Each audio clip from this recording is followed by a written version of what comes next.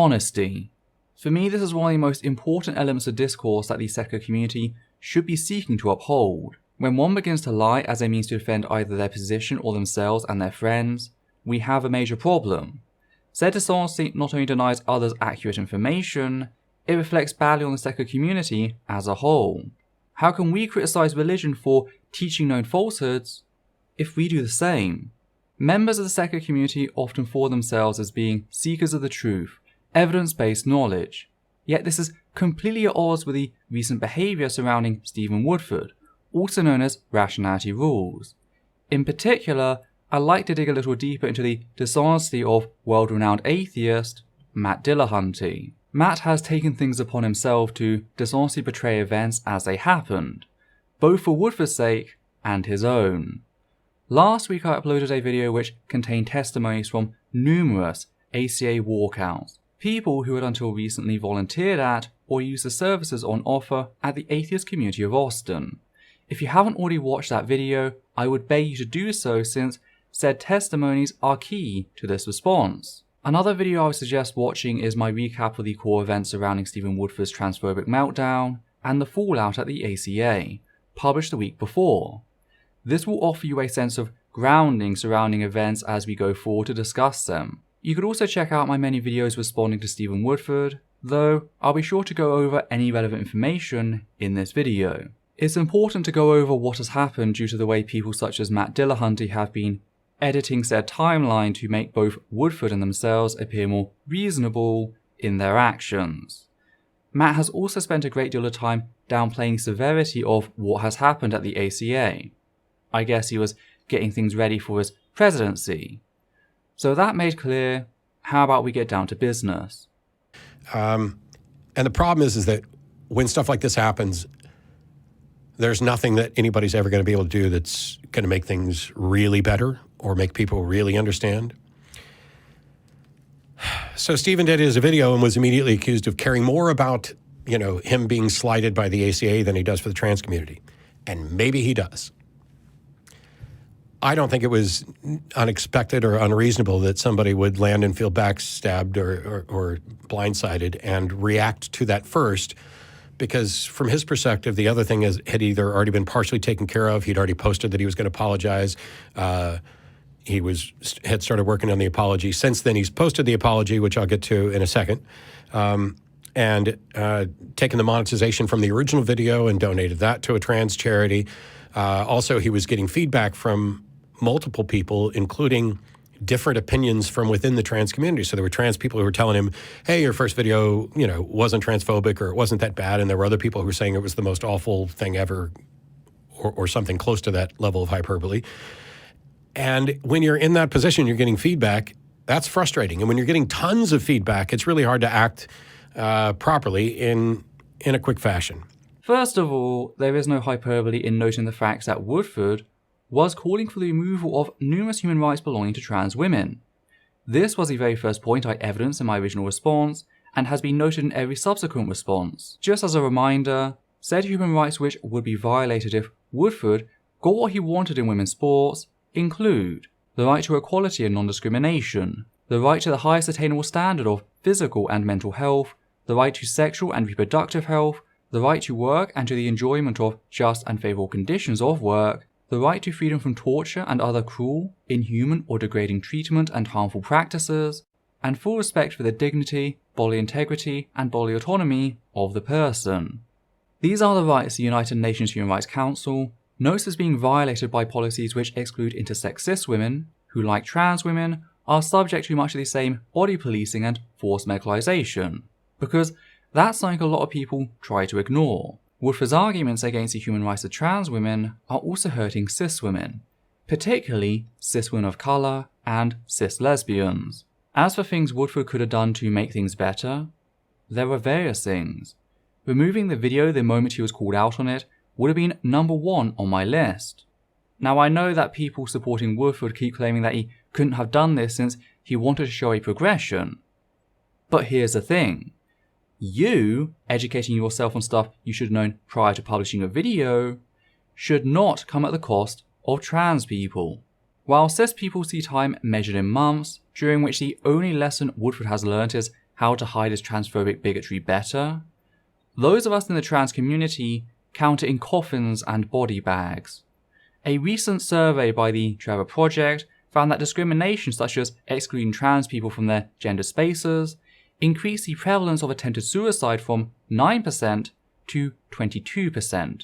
And that's without getting into the impact that presenting trans women as a threat to cis women has on violence towards them, and the subsequent effects of that. So this argument does not stand. The only way it could stand is if you as a person prioritized Woodford's learning above the lives of trans people. But even ignoring that, the very least Woodford could have done is put the video on private until he published his correction. Then he could have unlisted it and linked it solely through that correction video. He most certainly should change the title to make clear that none of the content contained should be taken to be true. And I say none of it since if you say contains mistakes without specification on what, bigots are going to assume that the parts they agree with are the parts which are true. He also should have demonetized his video the moment he found out said arguments were the cause of harm in the trans community. Which, if he truly was the trans ally he pretended to be, should have been before it was published. Now, you do touch upon the demonetization in your statement, but it's ambiguous as to whether you're listing it as something which happened prior to the ACA statement or subsequently. That's the problem with speech. I can't see the presence or absence of the Oxford comma. I also can't read your mind. What I can do is read the context of that statement to see how it was intended. This excuse was brought up as a direct counter to me taking issue of Woodford unjustly prioritizing his ego over fixing the damage he was still inflicting on the trans community with his unedited video. Because reminder, he did nothing to stop said damage occurring, so it was still ongoing. It wasn't past harm, it was ongoing harm. Yet he only demonetized his original video after I dragged him out for continuing to profiteer off of trans suffering after he had published his ACA video. What this means is that the very action you raised as evidence to show how my response was unreasonable was brought about by that response. Because that's one example of how Matt twists the timeline in his favour. He brings up positive actions brought about as a result of my response to argue why my response was unnecessary. That's a leap in logic similar to claiming that smallpox vaccines were a waste of money since smallpox has been eradicated. That's not how things work, Matt. If anything, that demonstration is evidence as to how the people at the Faithless Forum failed in their strategy over the past month. How the only way to get bigots to do anything is to pressure them into doing so. Don't let them get comfortable in their bigotry is what I'm saying here. As for Woodford's token trans person, I am familiar with her work which has her arguing fascists have a right to hate speech. Just like I'm familiar with various other LGBT+, ethnic and disabled tokens who carve themselves a comfortable niche by offering bigots an excuse for their bigotry.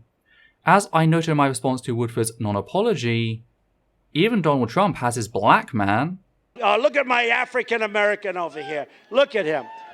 Are you the greatest? Do you know what I'm talking about? Okay. I guess that means Donald Trump can be excused for not acting quickly when called out on his racism. Fact is, for the one or two trans people willing to give Woodford a pass, there are countless trans people who have openly explained to him the harm he is causing. To even pretend like the two groups are similar in size is ridiculous. As for his actions, they were entirely unreasonable. Entirely. The fact that you have the nerve to assert otherwise demonstrates just how detached from reality you are as an individual. Woodford had done nothing at all to fix the harm he had caused. He had only said he intended to give an apology and correct some errors. What those errors were was never specified. I don't know if you knew this, Matt, but saying you are going to do something is not the same as actually doing it. So this idea that Woodford felt like he'd handled the situation reveals a lack of humanity, either on his part, if that is true, or yours, if it isn't.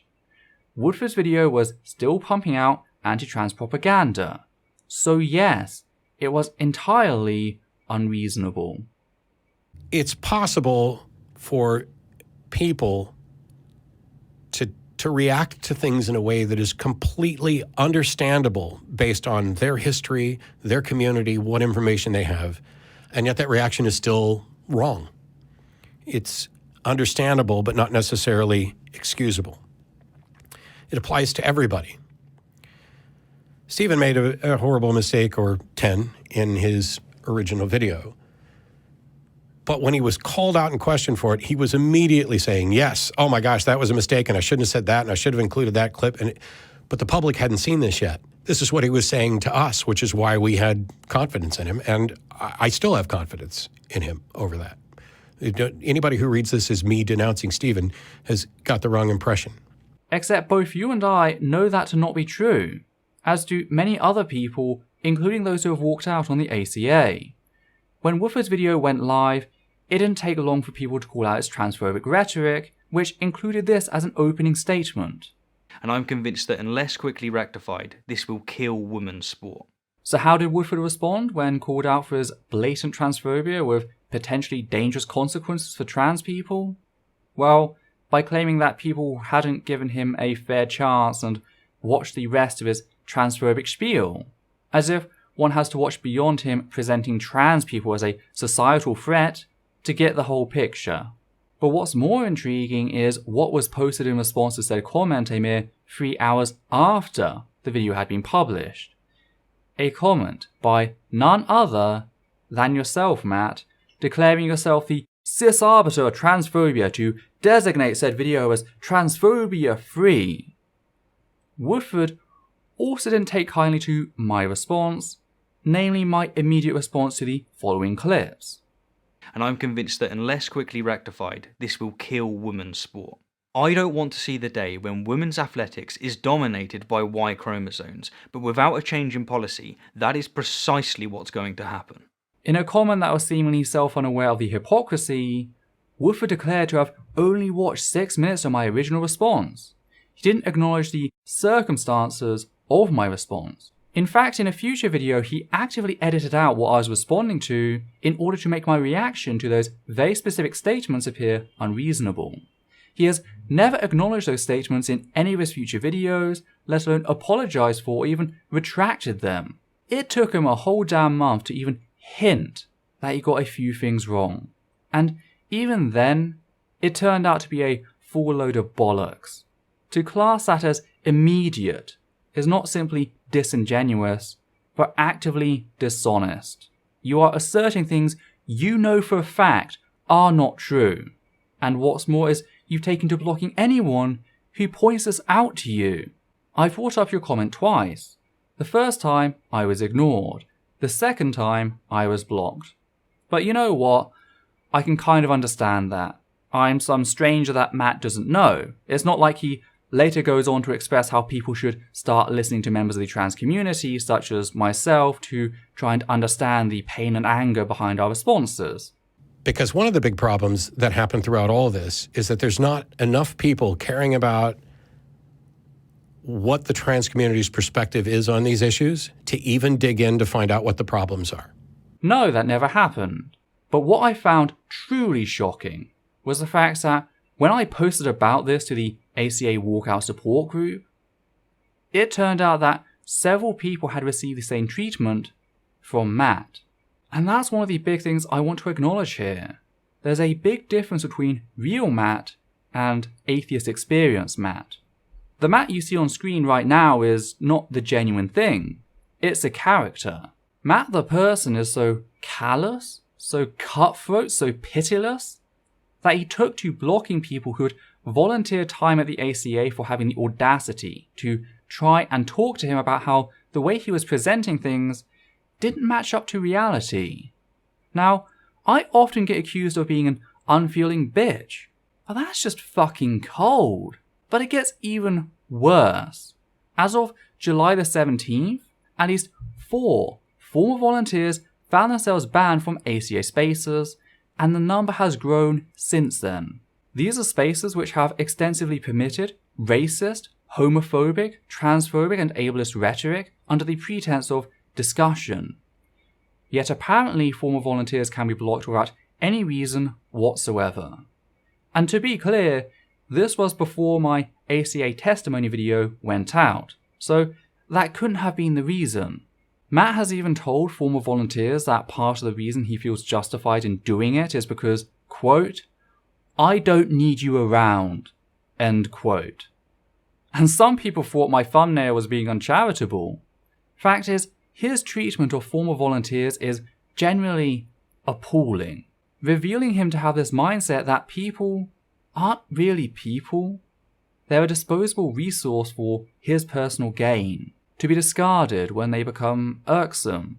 So apparently they're no longer allowing discussion on Woodford's calls to violate the human rights of trans women, which is odd considering transphobic comments in support of said human rights violations are still permitted.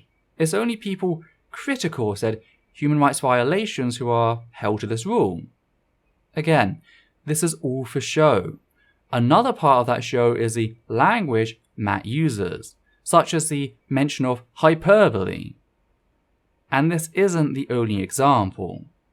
And after the first visit to the show, there were some people who expressed some very serious concerns about a video that Stephen had put up that was perceived fairly accurately as potentially transphobic.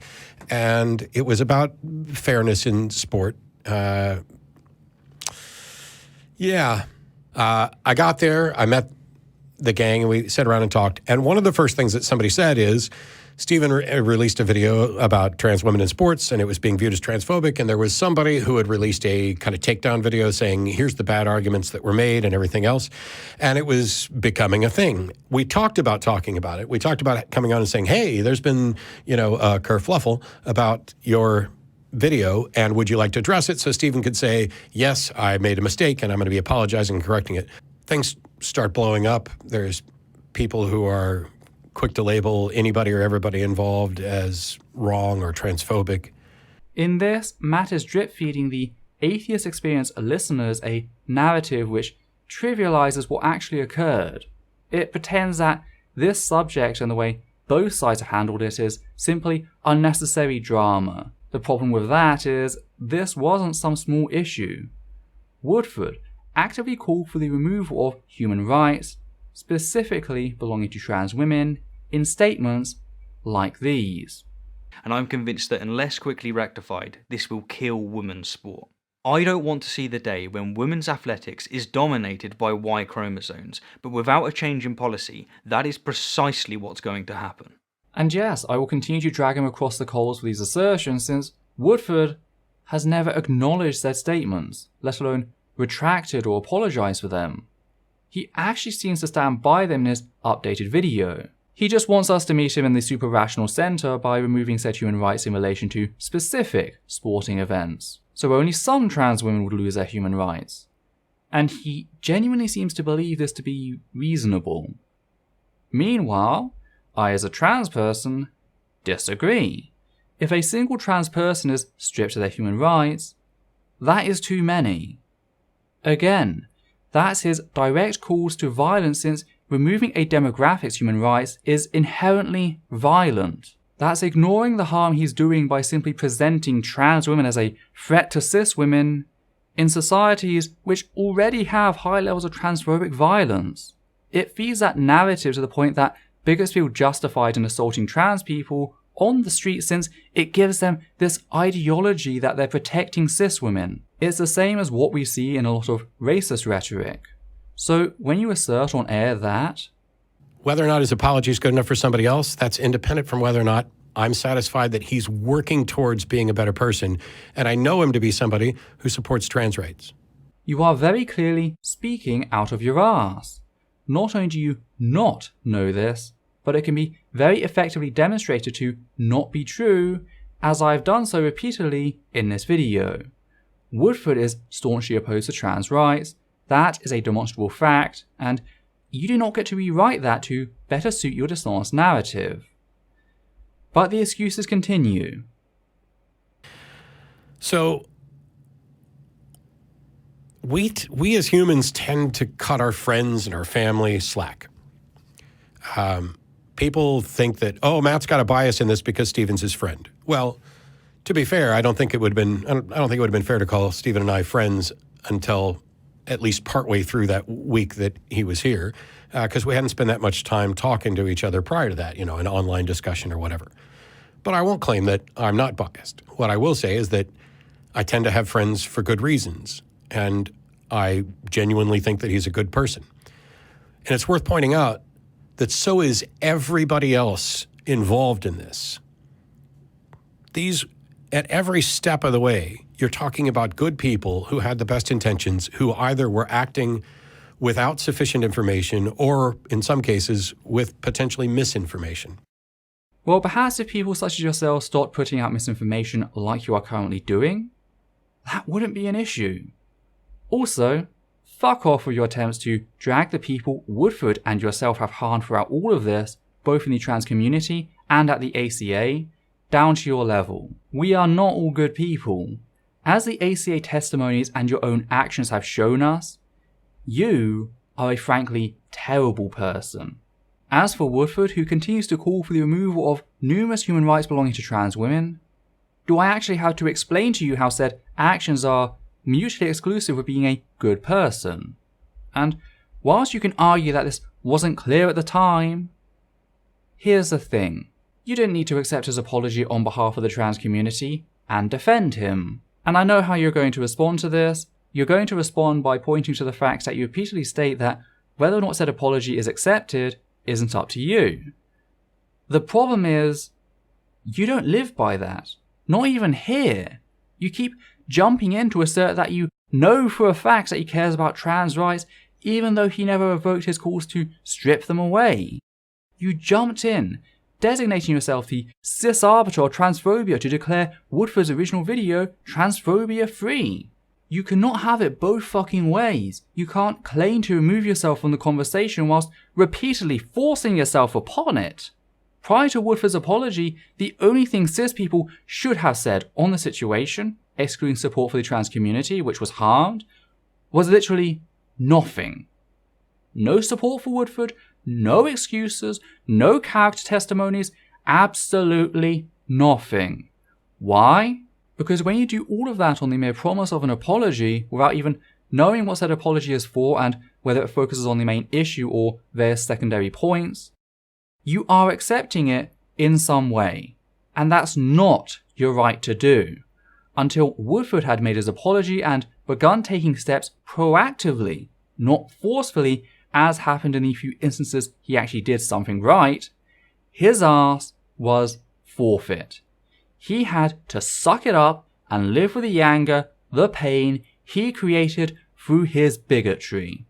My biggest mistake and subsequently regret in this entire thing was listening to the many jackasses on the Faithless Forum who promised I should let up and Woodford would come around that way. All that really happened was the secular community at large moved on, even though Woodford continues to pump out anti-trans propaganda. Just like it did all the other times. And speaking of those other times, I remember when the sexual misconduct allegations surrounding Lawrence Krauss emerged and you continued to tour with him, offering excuse after excuse until you realized that there was no way you were going to be able to magic the problem away. Only when associating with Lawrence Krauss proved too much of a personal cost did you act. Of course, Krauss has been in the news again recently, this time for his personal friendship with Jeffrey Epstein, the billionaire who ran a child rape ring. Not that this was Krauss's first association with them. Back in 2011, long before you began touring with them, they defended Epstein's child rape ring. So please, tell me again about what a good judge of character you are. Fact is, all I need to know about that I can get from the way that you talk about the Faithless Forum. Over the next couple of days before the Faithless Forum thing, there were several conversations with Stephen about this, and not just with me, but with other people who were there too. And I can tell you that every single time this came up, Stephen had exactly the same response. I fucked up. I said things that were insensitive. I understand why people are thinking they're transphobic. I made factual mistakes. And when I get back to the UK, I'm going to be posting an apology and a correction and an update to my position on the issue. But you know what? That wasn't good enough for me. And that wasn't good enough for the other people at Faithless Forum, who I want to give massive props to for the way they've handled all of this. A lot of these conversations happen in private, and I am key on making sure that these conversations happen in private first, because I've watched over and over and over again as our community decides they want to hash everything out in public right fucking now without having access to information. The YouTubers that we were talking with in the Faithless Forum who decided to stay out of this and let the ACA business try to handle its own business and correct things, wonderful people. That's why one of the organisers of the Faithless Forum was caught actively lying about me, asserting that I'd instigated violence at the event equivalent to the burning down of Kingdom Halls. And even though they were a key organiser speaking about apparent events that took place there, all I ever got was a watery, "These views do not necessarily reflect those of the Faithless Forum." No apology, no clarification, nothing. And you even acknowledged this in the segment. And there were discussions about whether or not this was targeted at doing harm to Faithless Forum or whatever else, but that wasn't my concern. I wanted to find out what was actually going on. What's more is that the person who made that watery statement is the very same person we'll be covering in a future video for their active defense of self-declared transphobes and general hatred of accountability. Thomas Westbrook, also known as Holy Kool-Aid. Oh, don't I have a lot to say about him. As for the Faithless Forum group, they're nothing but an elitist clique hostile to anyone that criticises one of their members. They will endlessly tone police marginalised people who have been actively harmed by one of their members, telling them to wait, to give them time to come round, only to fall silent or, worse, attack said marginalised individual when that member continues with said violence. The pretense that said people are anything but vile by this point is an insult to everyone hurt by all of this. But there's something genuinely frightening in what Matt Dillahunty says here, and that's the part about trying to keep this contained to private conversations. For a start, we are talking about someone who has publicly advocated for the removal of human rights. This is not some personal slight. This is violence against an entire demographic, since the removal of an individual's rights is inherently violent. It can never be civil. Yet as the testimony showed us, the reason Matt wants to do this is so that he can control the narrative. This is something Matt is very big on. Notice how none of the trans people that raised an issue of what Woodford said were privy to that wonderful Faithless Forum discussion that Matt keeps going on about. Not one. So make no mistake, when Matt talks about having a private conversation to resolve things, he means excluding the people who have been wronged and having cis people, such as himself, decide what is and what isn't transphobia and how to fix it. Like some ghastly panel on abortion access filled solely with cis men.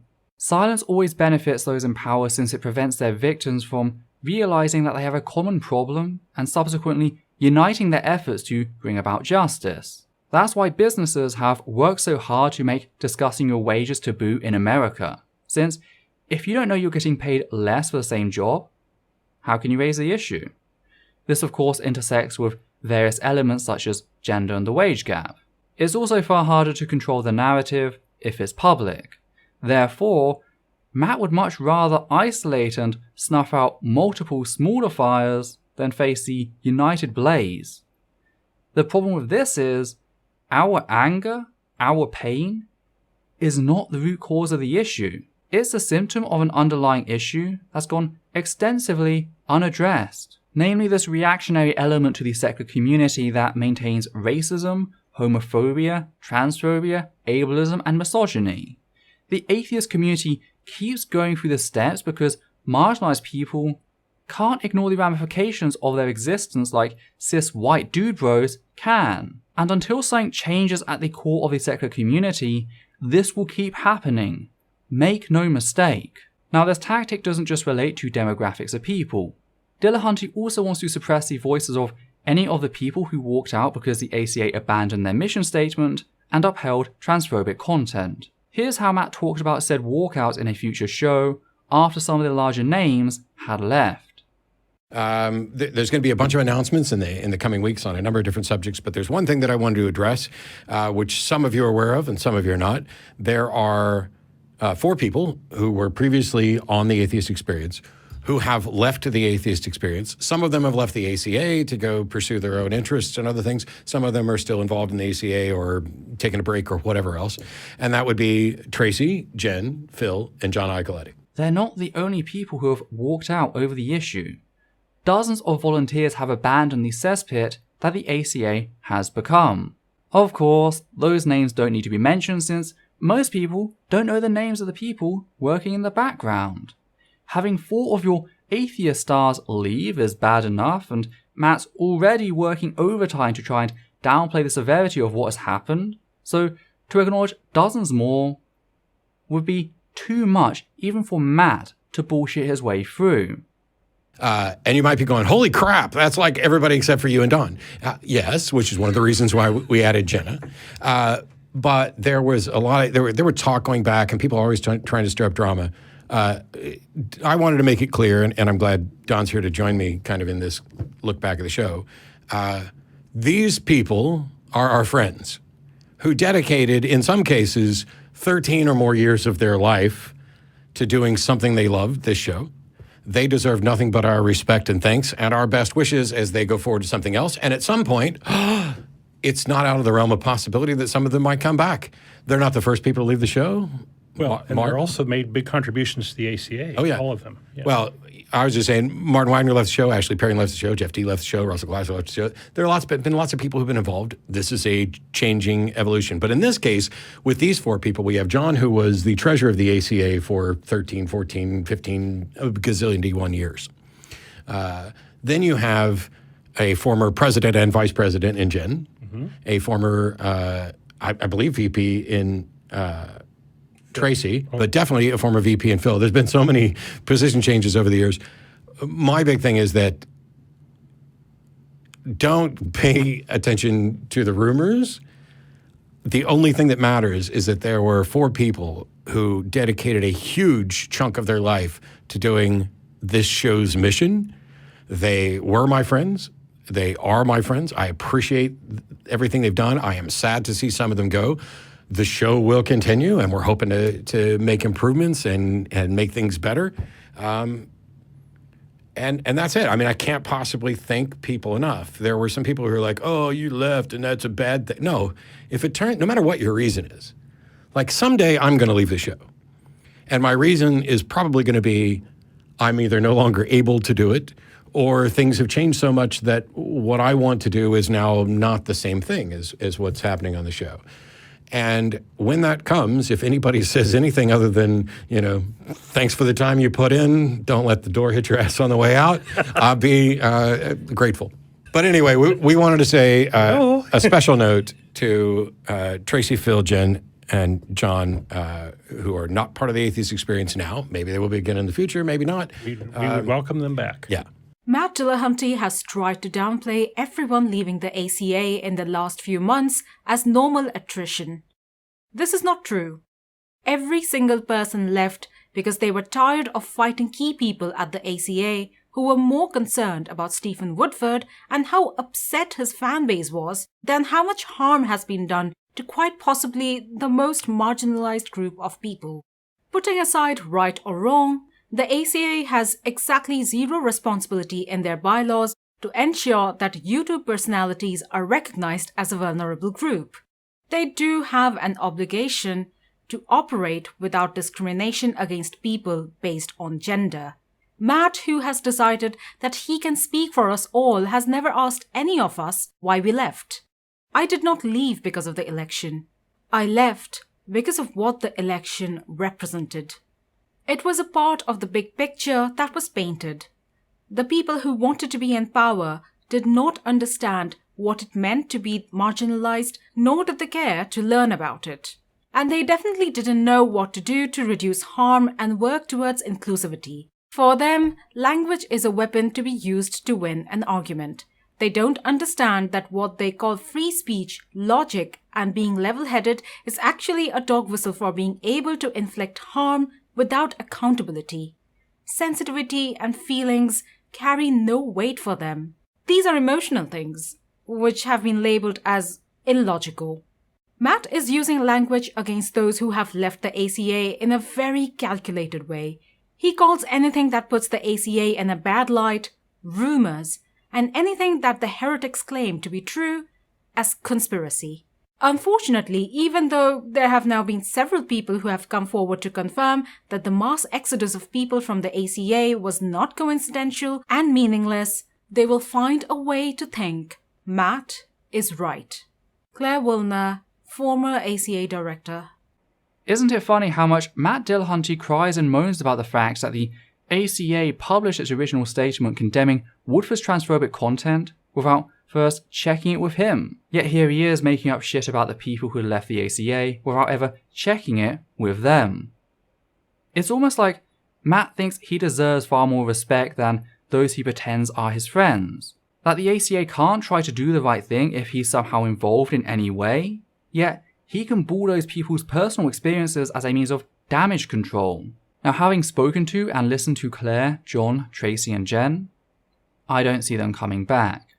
Same for the rest of the ACA walkouts, many of whom Matt has taken to blocking on his personal profiles and banning from the ACA spaces, because this is all part of the act.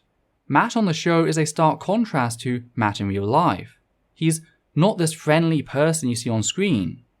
He's a ruthless micromanager that wants complete control of the narrative, including other people's.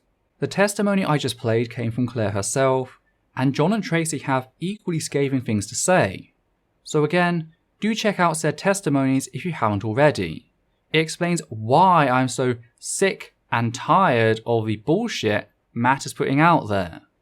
Now, Claire, Tracy and Jen also went on a show with Kevin Logan to discuss their experiences in a more fluid manner. Tracy actually asked whether I could do it, and had this been about me trying to grow my channel, I likely would have agreed. But I felt I couldn't do them justice. I'm just not the hosting type. I prefer planned and referenced videos, so I sent them Kevin Logan's way. So be sure to check that out as well to get an even greater understanding of just how Matt treats his friends. Also notice how he tries to downplay what has happened as people leaving like normal, that this is just basic attrition.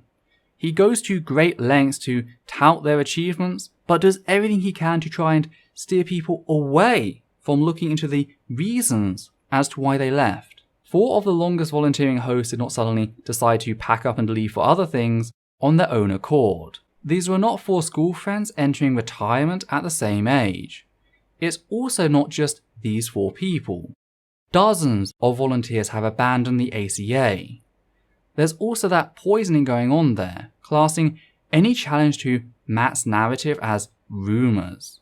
I guess that was mainly a dig at myself and Maddie from Objectively Subjective for sharing the joint statement written by the ACA walkouts back in May, which again was written by the people who walked out. And I hate to reference anything by Trey Parker and Matt Stone, but all I see here is the Officer Barb Brady character from South Park going, "Nothing to see here, move along," when there's a mass walkout of what's supposed to be a community-based organisation.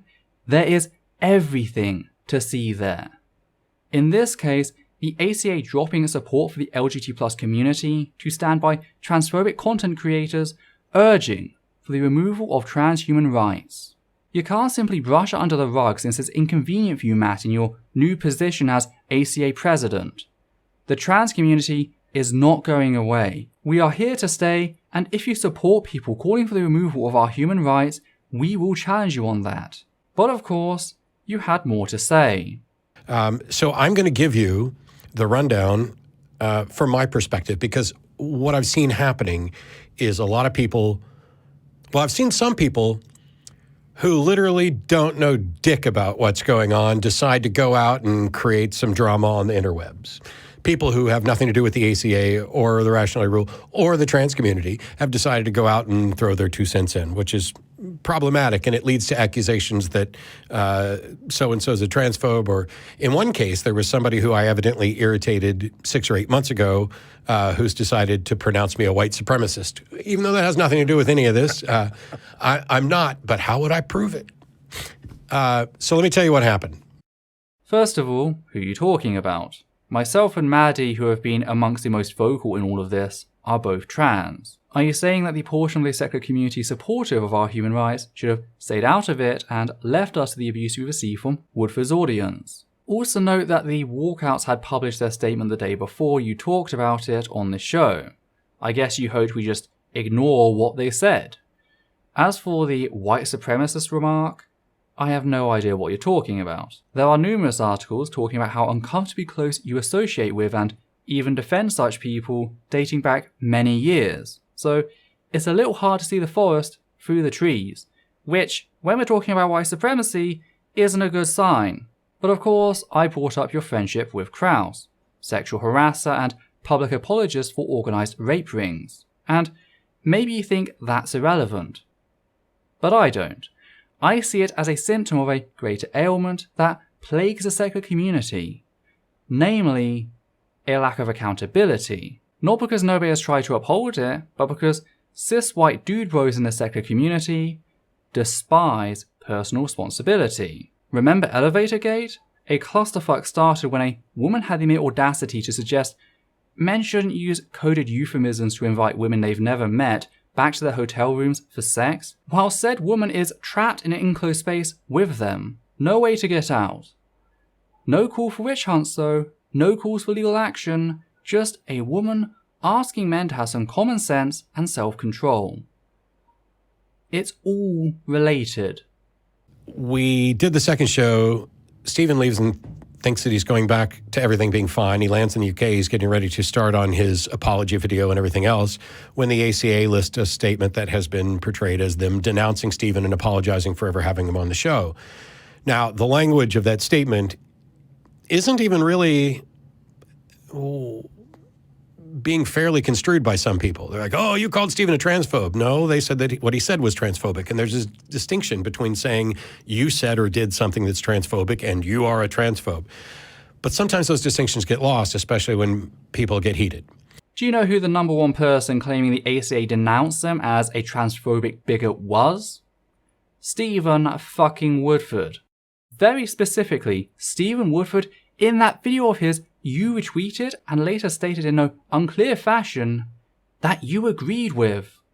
So I find it strange that you bring this up but don't mention the source, especially since said source resulted in the ACA volunteers abandoning the organisation in droves due to the abuse they suffered. I also noticed that whilst you are more than happy to share Woodford's video attacking the ACA for trying to do the right thing, not once have you tried to share any of the videos from trans people being critical of what Woodford had done. Fact is, as already stressed, Woodford does not get to choose when things are sorted, and neither do you. You can claim this is all drama, that I'm beating a dead horse, when all I'm actually doing is seeking any sort of sign that either he or yourself realize what you have done is wrong and that you're genuinely sorry. Something currently absent from this entire thing. And when somebody like Stephen, who thinks he's just spent 2 weeks of his vacation having long conversations about something he screwed up, and now thinks that everything's going to be fine, he lands, and the announcement comes out, that is now either the hottest fire in front of him or it's gasoline poured on an existing fire, and so he immediately addresses that. From the standpoint of the trans community, who's not privy to any of these private conversations, this is a situation where somebody said some stuff that was terribly transphobic, poorly researched, that portrayed tired old arguments about trans people and trans rights, and especially as it pertains to sports, in a way that, oh my God, do we have to address this again? Why didn't this guy do his research? And then he was platformed multiple times by the ACA. And when they complained about it, the ACA apologized. And then the ACA, shortly after, decided to retract that apology and issue a much more clear statement. No, they retracted their statement of solidarity with the LGBT+ community and issued an apology to Woodford for labelling his transphobic content correctly. And then they wondered why said community felt betrayed by said action. Let's just be clear about that. The real take that I want to put on this is, yeah, I know, you guys have no idea what was going on behind the scenes. There were people who were like, oh, these YouTubers are just in it for drama and clicks, when the truth is the people that some of us were working behind the scenes with, all voluntarily stayed quiet because they cared about the ACA. They cared about making sure that this didn't become a terrible issue that people couldn't recover from. They felt sorry for what had happened to the trans community, and most of them had talked to Stephen about it. They felt sorry about what had happened to Stephen because he was blindsided. They felt sorry about what happened to the ACA because there were some bad decisions made. These were people who were genuinely doing everything they could to make the best of a really terrible situation. No, they stayed quiet because they care about their clique, their inner circle. They stayed quiet because many of them know that if Woodford can be held accountable for his actions, so can the rest of them. As for feeling sorry for the trans community, I don't give a shit. If you really felt sorry, maybe you could stop tone policing trans people. A bunch of random cis people have no right whatsoever to designate themselves as the group which is going to resolve an issue of blatant transphobia. No right at all. You can all take your opinions and shove it, Matt. You are not the dictator of the secular community. You are not our overlord, no matter your position on the Atheist Community of Austin board. These were people acting out of pure self-interest at the expense of the trans community, yourself included. And the only reason Woodford was, quote, blindsided is because he'd grown so damn accustomed to getting away with whatever he said. This was not his first transphobic piece, only his most blatant. The fact that a trans person stood up and told him enough was enough, that was what took him by surprise, and that's all. Now, these aren't the only times Matt has talked on the matter.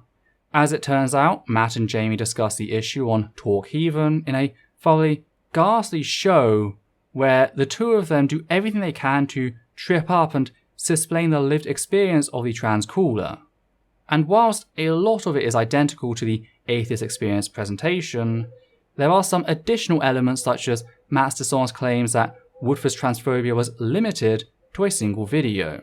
If you are volunteering for an organization that you feel like turn around and isn't defending your right to exist, definitely. That's a statement that I'm here and that I want to hear. But the way in which that statement was worded, we also got feedback from people, some of them who were trans, that said the way that this entire thing was handled by the ACA was wrong and you should clarify this now. And so I disagree. I think it was handled correctly. The problem is the initial statement had factually incorrect information and made promises about things that we couldn't keep and apologized for something.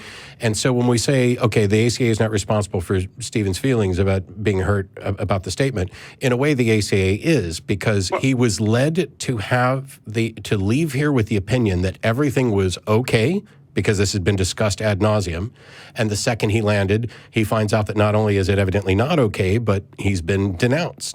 What was factually wrong in the statement released by the ACA Board of Directors? See, I don't have the statement in front of me, but there was a plural suggesting that he had released multiple videos that were transphobic, which isn't. It says, I have it in front of me, it says that he had made ignorant and transphobic videos and statements on his social media platforms. Yeah. So he does things, he says things on Twitter and other media platforms in addition. So I would assume they're referring to statements made on social media in addition to the video. I don't know what specifically they were referring to, but I just assumed that he did indeed make statements that could be construed as transphobic. Well, on Twitter and other platforms. Well, the thing is, it says videos when it was a video. Except that's not true. Woodford has multiple transphobic videos. This was only the most blatant, which is why I was informed about it en masse by my fellow trans people.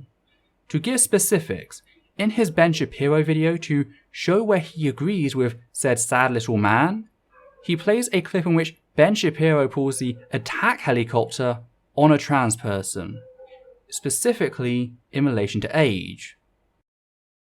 Love him or loathe him, I'm sure you'll agree with me when I say that Ben Shapiro is one of the greatest debaters around. He's intelligent, quick-witted, excellent at avoiding distractions, is amply armed with references, and, of course, he wields some fantastic one-liners. When you make a substance illegal, the people who are criminals were criminals before and they're criminals after. Al Capone was not going to turn into a banker after Prohibition ended. Let me ask you this. Okay, I won't ask you how old. I will ask you how old you are, okay? Because you're young enough that it's probably not insulting to ask you. So. I'm 22, so I'm probably only naive, right? No. Why aren't you 60? Why aren't you 60? And yet, despite Ben's prowess, I disagree with him on almost every major issue. Sure, I'm with him when he's dispensing unrehearsed emotional college students who embody the regressive left. I'm not denying your humanity if you're a transgender person. I am saying that you are not the sex to which you claim to be. But on most topics, such as politics, abortion, and free will, I'm fervently against him. Which is one of the slippery slope arguments present in his transphobic trans athletes video. Just to be clear that this is not some insulated approval. His like for Shapiro's transphobic rhetoric seems to have played some part in the arguments made in his video. What's more, if we're going to have mixed gender competition, then why not also have mixed age? I mean, nature endows her gifts unevenly, right? Some people develop quicker than others, and so let's do away with age restrictions and have Thor compete as a senior. Let me ask you this. Okay, I won't ask you how old. I will ask you how old you are, okay? Because you're young enough that it's probably not insulting to ask you. So. I'm 22, so I'm probably only naive, right? No. Why aren't you 60? Why aren't you 60? He also did the same in his Jordan Peterson video. Here's how that one started. So let me begin by saying that I entirely appreciate why so many venerate and idolise Jordan Peterson, as he's obviously an intelligent and insightful man whose defence of free speech and biological facts has been truly admirable. In fact, it's precisely for these reasons that he has my respect. So to be clear, the whole reason Woodford respects Jordan Peterson is because he targets and harasses trans people under the pretense of upholding biological fact, before going on to lie about any response to him or similar rhetoric as censorship intent on violating his freedom of speech, as we saw with both his university and the Canadian C-16 bill. Videos, plural, is correct, was correct, and shall continue to be correct.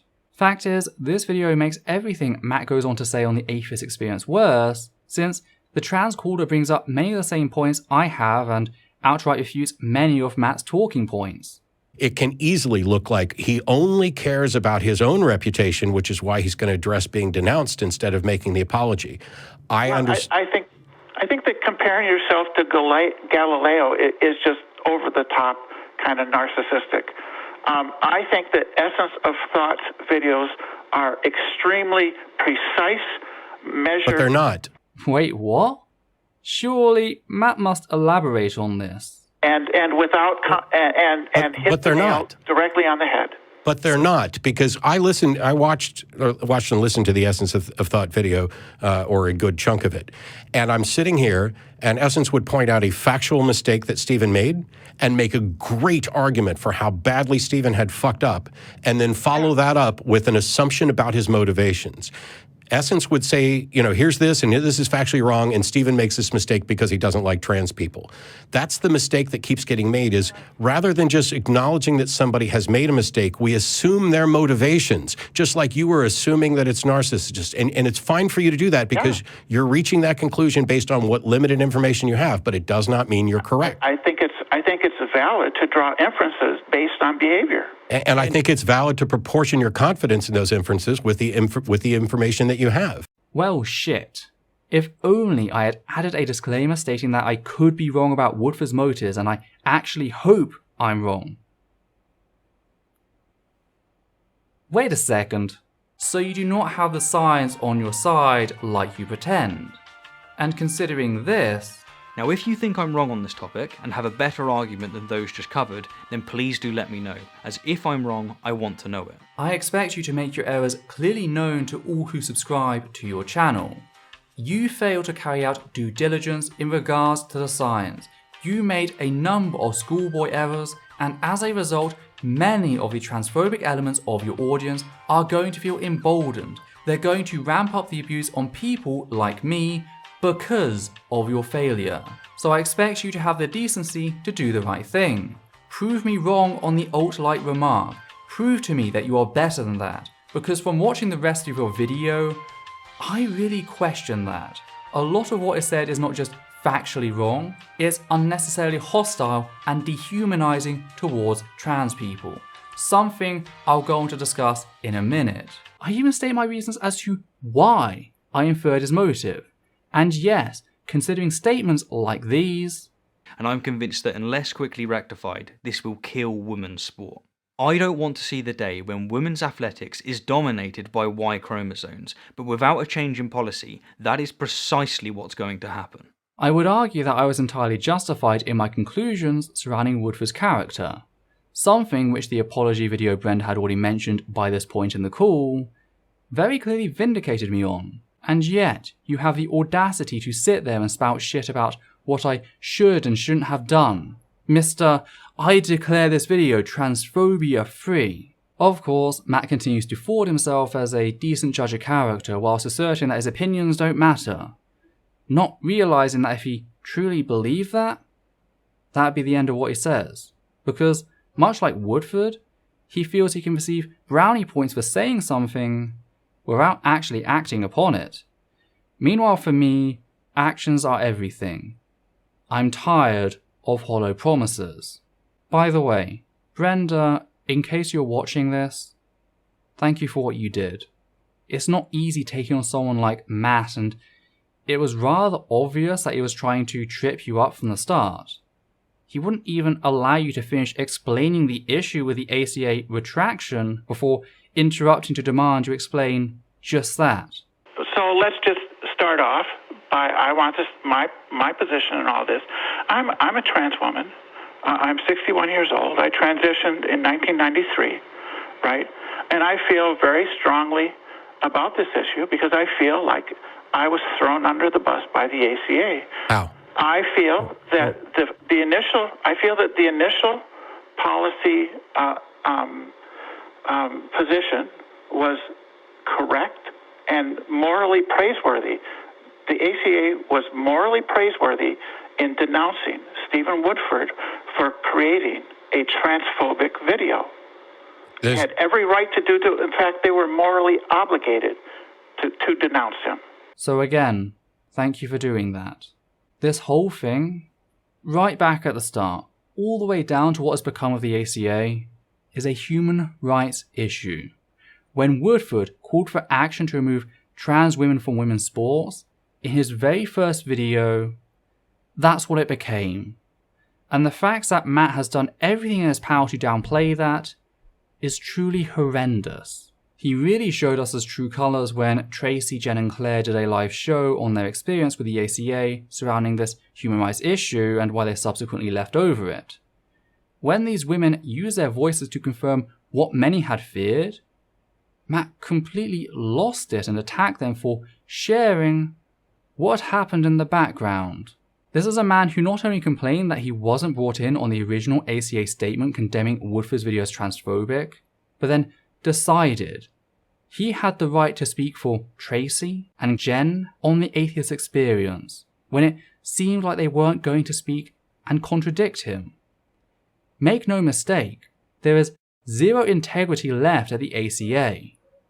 And to drive that home, I'd just like to read Matt's public statement published after the ACA walkout spoke up about the organisation's abandonment of its mission statement, which subsequently forced them to leave it.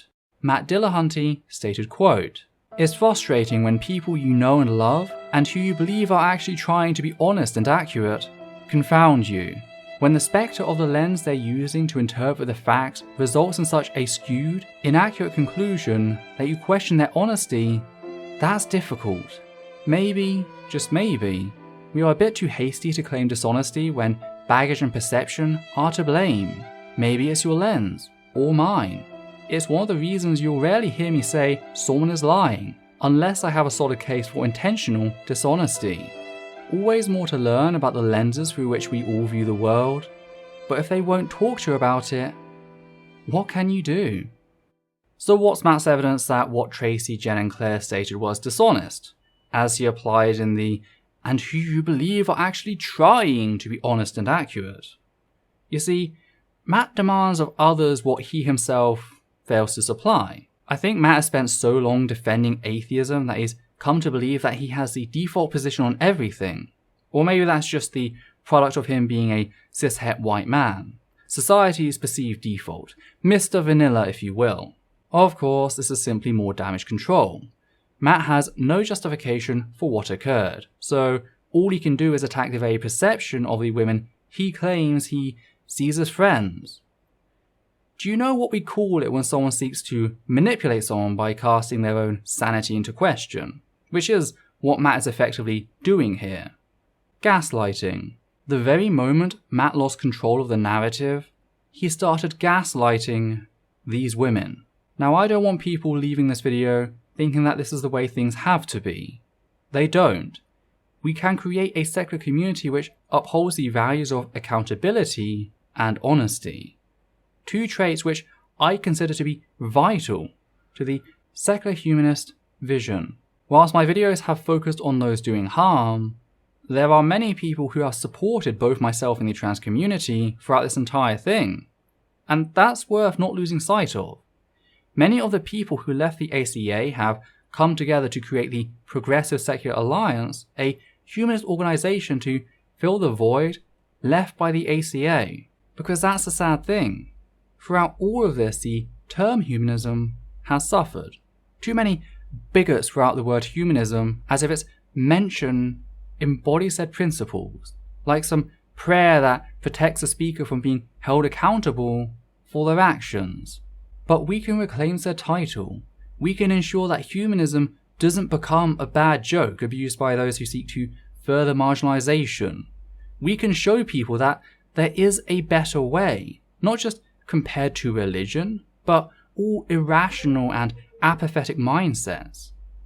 Don't break the chains of religion to be shackled by secular bigotry. If so, what was the point? Now, if you're a member of a marginalized community thinking about getting into things here on YouTube or online in general, please do.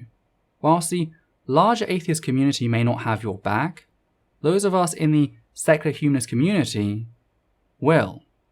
That's why I'm happy to announce the launch of the Progressive Secular Alliance Creators Group, a group designed with the goal of helping marginalized voices in the secular community find their place. By sharing technical skills, knowledge on various topics, and forming connections with other marginalized content creators, we hope this group will act as a positive force for change in the secular community. Because we need more voices. We need to support the most vulnerable in society speaking up to ensure that they're heard and that their struggles are addressed. The internet is this amazing tool which allows people from all walks of life to come together and unite for a common goal. An end to social oppression, whether it be because you're atheist, black, gay, trans, disabled, etc. We just have to commit to making this happen. There are setbacks, but things will get better if we choose to work to make them so. As always, please check out other videos on YouTube. You can also support Essence of Thought by Patreon, and in doing so help us become ad-free.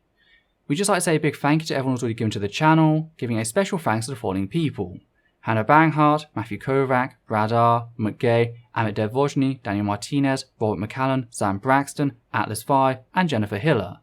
And for myself and Adita, take care now.